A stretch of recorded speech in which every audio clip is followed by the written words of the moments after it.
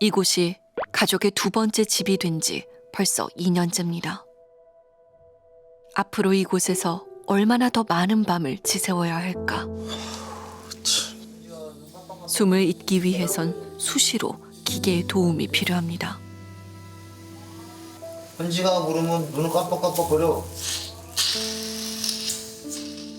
아버진 대답이 없을 줄 알면서도 매일 아들의 이름을 부릅니다. 그림치료도 받고 심리상담 아이고. 아버지가 원일병을 돌보는 사이 어머니는 잠시 숨을 고릅니다. 지금 당장이라도 아들이 깨어날 것 같다는 어머니.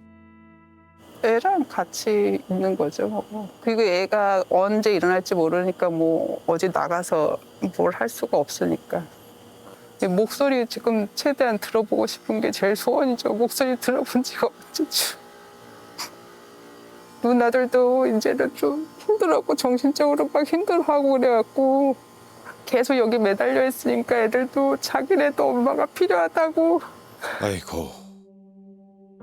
3남매 중 막내 아들로 태어난 원일병. 부드럽고 자상한 막내였고 어릴 적부터 특공 무술을 배울 정도로 건강했던 아들이었습니다. 제 아들이 건축학과 5년제 대학을 입학했는데 이게 설계도를 그릴 때 이런 집을 엄마에게 만들어서 선물해 주겠다고.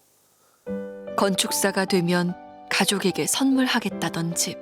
아이고 참. 아버진 아들이 그 약속을 지킬 날만 기다리고 있습니다. 안녕하세요. 건축학과 1반 원일식이라고 합니다. 지금은 기숙사에서 생활하고 있습니다. 건축학자였군요. 아니 그런데 도대체 무슨 일이 있었던 걸까요? 2023년 6월 운전병으로 입대했던 원일병. 신병교육대에 이어 운전병으로 주특기 교육까지 약 2달간의 교육을 마치고 자대 배치를 받았습니다. 하지만 운전병이 아닌 신공, 즉 휴대용 대공미사일 운용병이라는 예상치 못한 보직을 부여받았습니다. 네? 좀 어리둥절했겠어요. 그러니까. 네. 네. 예. 밥 먹었어? 응. 그럼 월요일부터 이제 운전하겠네. 모르겠어요. 여기 운전 많이 안 한다고 해서. 아, 그럼 운전 안 할 때 뭐 해? 몰라, 정비나 그런 거 하겠는데 여기 좀 뭔가 특수한 부대인 것 같아. 게다가 원일병이 투입된 곳은 주둔지가 아닌 작전지인지 선임과 후임이 한데 모여 생활하는 곳이었습니다. 그곳에서 원일병은 적응에 어려움을 겪었다고 합니다. 선임이나 동기들의 이제 갈굼이 좀 많았다고 들었어요. 구체적으로도 좀 얘기를 하던가요?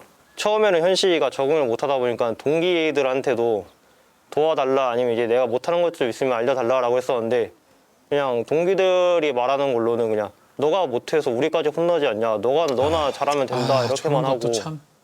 딱히 도움을 받았다고는 못 들었어요. 같은 날 입대할 정도로 단짝인 친구와 나눈 문자 대화에서 점점 변해가는 그의 모습을 확인할 수 있었습니다. 그냥 다 놓아버리고 싶다. 아휴. 친구라서 좋았다 등의 말을 꺼내더니 모든 게 다 내 탓인 것 같고 그래서 근데 자꾸 그렇게 하면 생각하면 또 안 좋아져. 더 안 좋아질 때가 있나. 더 안 좋아질 텐데 뭐 실천하는 거지 뭐. 생각하는 거. 괜히 휴가 나왔는데 나 때문에 그냥. 아니야. 그딴 생각 집어치워. 넌 나랑 진짜 친구잖아. 우리 고등학교 때부터 만났던 사이잖아. 부모님한테 이거는 진짜 못할 것 같은 말들도 우리한테 그냥 서로 얘기하면서 이제 털어놓고. 알았다. 간다 아무튼. 절대 이상한 생각하지 말고 힘내라. 계속해서 자신을 자책하던 원일병. 입대한 지 6개월이 채 되지 않아 시도합니다. 이후 병원으로 긴급 후송됐지만 이미 늦은 뒤였습니다. 삼촌은 그날의 기록을 끊임없이 되짚고 있습니다. 애가 샤워실에 들어가는 순간부터 발견되는 순간까지 해서 약 한 20분 동안 거기에 매달려 있었고 삼촌은 원일병과 함께 생활한 병사 3명으로부터 집중적으로 괴롭힘을 당했다 주장합니다. 해당 병사들이 받은 징계 처분서입니다. 한 병사는 선임들이 널 벼르고 있다며 압박했고, 또 다른 병사는 폭언과 질책으로 원일병을 몰아세웠습니다. 욕설을 많이 했네요. 그리고 세 번째 병사는 원일병이 실수할 때마다 폭언과 욕설을 반복했습니다. 삼촌은 이 모든 것들을 원일병이 감당하기엔 너무나 벅찼을 거랍니다. 얼마나 불안하고 힘들었을까요? 그러니까요. 힘들었을까요? 아야 이 새끼야 너 때문에 지금 근무 다 빵꾸 나고 근무 다 꼬이고 휴가 외출 다 꼬이고 아 이 새끼 깨병 부려가지고 어떻게든 군대 빼려고 아유 너 같은 새끼 하여튼 하면서 그 선임 중에 한 명이 그런 말해요. 너 진지 가면 선임들이 죽일 거다. 죽일 거다. 아유 참. 너 조심하는 게 좋다. 이런 식으로 협박을 하거든요.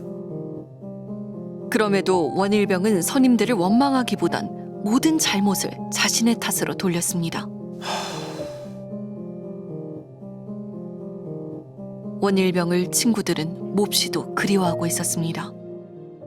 같이 놀러 가서 이제 보드 게임을 한다던가 아니면 봉사활동을 한다던가 하면서 좀 친해졌던 것 같아요. 착한 사람이었고 그리고 반에서는 좀 즐거움을 주는 친구였던 것 같아요. 아유 참. 그냥 되게 순수하고 그냥 같은 친구들처럼 재밌고 그런 일이 벌어질 애가 아닌데 좀 글쎄요, 화가 나기도 하고 억울한 것 같기도 해서 그냥. 늘 친구를 위하고 사려 깊었던 원일병. 하지만 군에 입대한 후 그는 스스로를 탓하며 매일 조금씩 작아지고 있었습니다. 원일병은 상비약으로 획할 정도로 관리가 매우 시급한 상태였습니다. 부대는 그런 원일병의 상태에 부담을 느끼자 부모를 호출했습니다. 그 자리에서 중대장은 힐링 캠프를 이야기했습니다.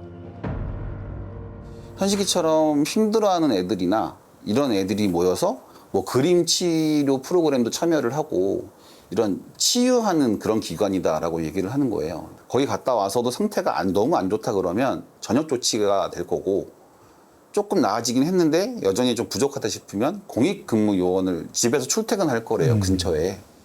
하지만 원일병은 치료와 관찰을 위한 힐링 캠프가 아닌 복무 유지나 전역을 판정하는 기관인 병역심사대로 곧장 이송됐습니다. 이 얘기하고 좀 다른데요? 다르네요. 네. 그곳은 24시간 감시병이 따라붙으며 원일병이 하는 모든 말과 행동이 기록됐습니다. 아, 저것도 상당히 압박감이 있었을 네. 텐데요. 네. 실제로 원일병은 입소 후 생활관에서 무한 대기하는 일상을 보냈고 불안정한 심리 상태로 약 18일간 머물렀던 것. 그런데 원일병은 퇴소 후 다시 자대 복귀를 명받았습니다. 육군대위로 전역한 김상호 씨는 이 같은 절차가 통상적이지 않다 합니다. 불안할 것 같은데요. 원래 병심대에서 그 복귀하면 자대 복귀가 보통 아니고 전출이에요. 그럼요. 다른 부대로 가거나 다른 보직을 변경을 그렇게 해주거든요. 해야 왜냐면 생활할 수가 있죠. 거기서 이제 불편하다는 걸 내가 어필을 했는데 다시 복귀하면 그 불편한 사람 또 봐야 되는 거고 혹은 그 사람들이 날 싫어할 수도 있잖아요. 내가 괴롭힌 것도 없는데 제가 나 불편하다고 했다고 또 이렇게 막 그런 것 때문에 되게 안 보내거든요. 근데 그때 당시에 그 누군가 원일병한테 너 돌아가야 돼. 너 가야 돼 라고 얘기했잖아요. 다시 너 지옥으로 돌아가야 돼. 그렇죠. 지옥이 벗어나고 싶어서 나는 살려주세요라고 이야기를 했는데 안 돼. 너 다시 지옥으로 돌아가 라고 얘기했니 차라리 거기 가느니 차라리 나는 이렇게 하겠어 라는 생각으로 그렇게 이어지지 않았어요. 게다가 병역심사대에 머무는 동안 원일병은 계속해서 압박을 받았다 합니다. 그 압박의 주체는 다름 아닌 소속부대 중대장과 행정보급관이었습니다. 네. 그 행보관이랑 중대장이 한 번 애를 협박을 이미 한 거예요. 너 자꾸 이런 식으로 하면 너 병역 기피로 조사받을 수 있다. 이게 첫 번째고 두 번째가 11월 15일 날 전화해가지고 그 병신대에 있는 애한테 너 자꾸 이러면 깜빵 보낸다. 네. 이게 두 번째였고 세 번째는 퇴소하는 날마저 퇴소해서 부대에 복귀를 했는데 그 부대에 복귀해서 복도 지나가는 애를 행보관이 붙잡아가지고 너 자꾸 이러면 군사경찰에 조사 의뢰한다. 이렇게 또 협박을 한 거예요. 실제로 두 간부는 이 일로 정직 처분을 받았습니다. 징계 내용의 중대장이 군사경찰 조사 받을 수 있다고 했고 행정보급관은 병역기표 조사 의뢰할 수 있다 이렇게 말한 게 명시가 되어 있습니다. 네. 병역심사대를 다녀온 후 원일병의 상태는 급격하게 나빠졌다 합니다. 나는 그 힐링 캠프라는 데 가가지고 애가 나질 줄 알고 왔거든요. 근데 애가 갔다 오니까 더 바보가 돼가지고. 근데 애가 완전 삐쩍 꼬나가지고 애가 지금 정신이 나갔어요, 지금. 일단 그 부대에서 그렇게 하는 걸 알고 계시고 그 차후 뭐 진행사항은 계속 알려드리겠습니다. 나중에 차고 데려가시더라도 애는 만들어 갖고 오세요. 죽이지 말고. 왜 누굴 죽입니까? 살리려고 지금 이러고 있는데. 병역심사대에서 자대 복귀를 한 지 단 하루 만인 11월 21일. 원일병은 첫 번째 시도를 합니다. 아휴, 어쩝니까 정말. 그리고 그날 부대에서 가족에게 다급한 연락이 왔다고 합니다. 밤중에 괜찮으니까 와서 빨리 데려가라. 민간 병원을 알아보고 폐쇄병동이 있는 정신병원을 알아보고 애를 빨리 데려가라라고 한 거예요. 그러니까 이날 얘가 뭔가 액션을 취하니까 걔들은 이제 발등에 불이 떨어진 거예요. 병신대 갔다 오면은 그냥 풀이 죽어가지고 그냥 적응할 줄 알았는데 이게 아니니까 야, 얘 어떡하냐 하면서 이제 빨리 치우자 했던 거고. 아유.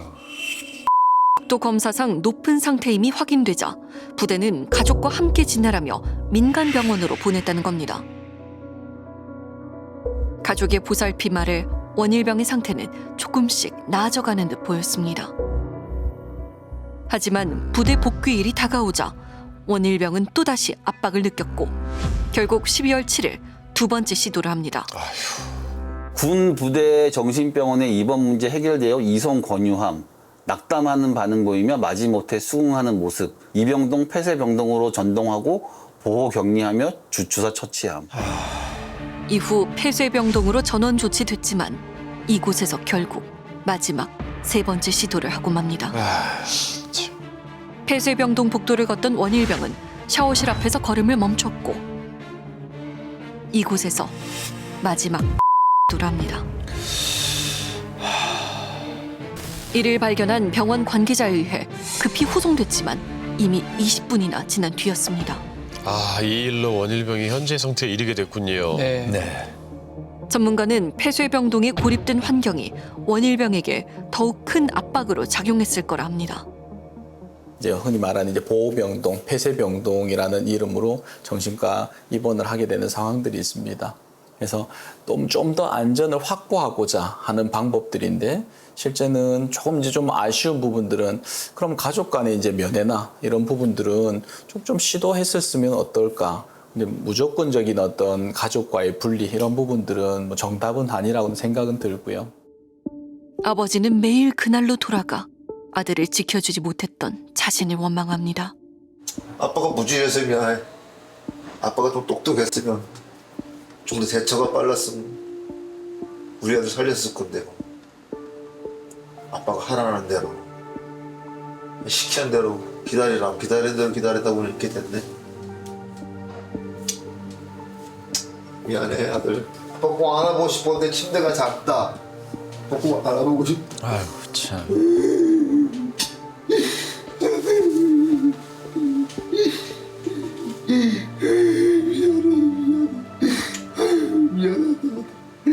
정말 미안해. 자식을 군대에 보낸 부모라면 전역은 축복 같은 일일 겁니다. 하지만 원일병의 부모는 아들이 제발 전역하지 않고 군에 남아있기를 바랍니다. 24시간 돌봄이 필요한 아들의 병원비가 큰 부담으로 작용하기 때문입니다. 아유 참. 형은 지금 30년째 운전업을 하고 있고 형수도 에서 근무하면서 10년 넘게 근무해서 제가 알기로는 과장 직책 달고 좀 높은 직위에 있다가 사건 터지고 둘 다 일 그만두고 3개월 뒤에는 이제 생활이 안 돌아가는 거예요. 그러니까 5천만 원이 나왔는데 3개월치가 굶어 죽을 판이잖아요. 둘 중에 하나는 벌어야 되는 거예요.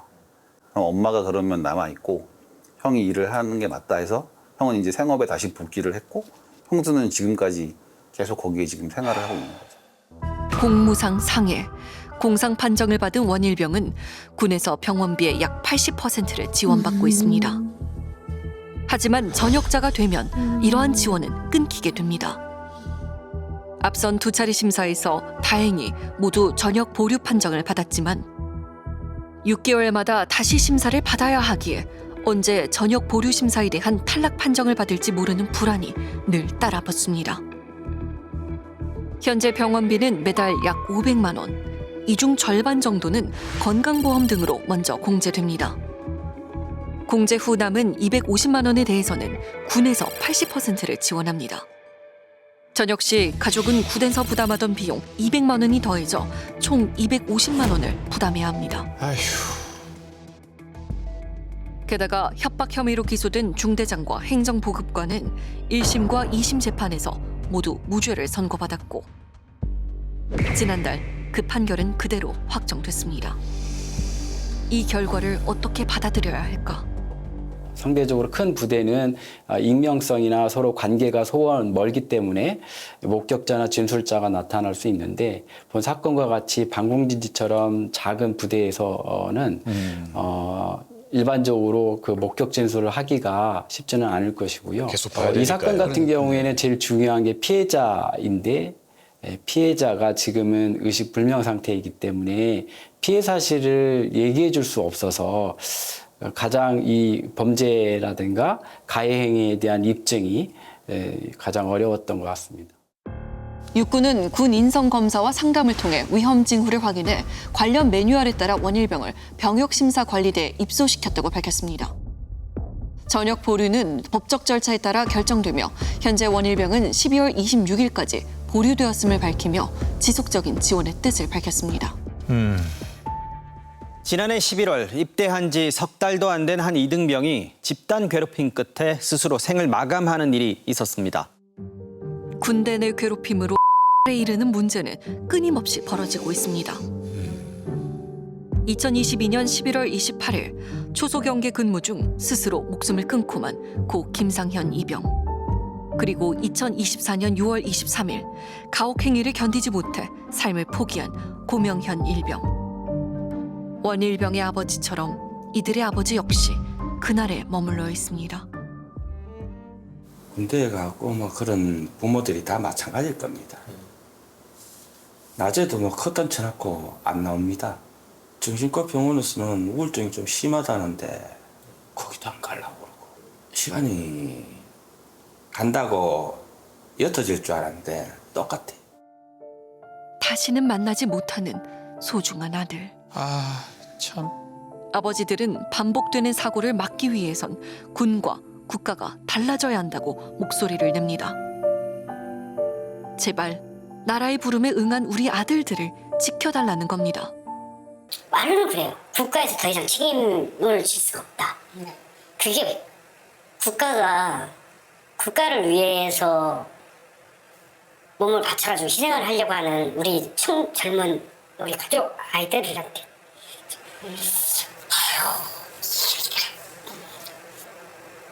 정말 지키는 건 아니잖아요. 아휴 참. 친구들은 모두 전역했고 이제 원일병만 남았습니다. 차마 병실 문을 열지 못했던 친구들. 오늘은 용기를 냈습니다. 그날 이후 처음으로 친구들이 원일병을 만나러 왔습니다. 친구한테 친구. 왜? 아휴. 봐봐, 그냥 친구 봐봐, 괜찮아. 친구 봐봐. 친구들이 현재 보고 싶어서 왔잖아. 아버진 원일병이 친구들을 잘 볼 수 있도록 조심스레 안경을 씌워줍니다. 현식아, 눈 떠봐. 하지만 친구들은 낯선 원일병의 모습에 한참을 말을 잇지 못합니다. 친구들 보겠어? 알아? 어? 친구들 기억나지? 친구들. 어? 친구들을 만나자 잠시나마 표정이 환해진 듯 했습니다. 현지가 친구하고 악수 좀 하자 그래. 너 건물 지어준데 왜 나한테 건축가 돼서 응? 집 만들어주기로 했잖아. 오랜만에 봐. 성균이도 왔어. 자고 있어. 나 약간 일어났어. 약간 일어났어. 현식아, 나와서 보자. 나와서. 아유 참. 갈게. 원일병과 가장 각별했던 친구 지태구는 가슴속에 묵혀온 말을 털어놓습니다. 너 X로 마지막으로 한 말 기억해? 내가 제일 첫 번째로 좋다 했었잖아. 그것 때문에 장례식장도 오지 말라 했었고 나한텐. 나도 똑같이 네가 제일 첫 번째고 난 그런 데서도 보고 싶지 않다. 빨리 나와라. 간다이.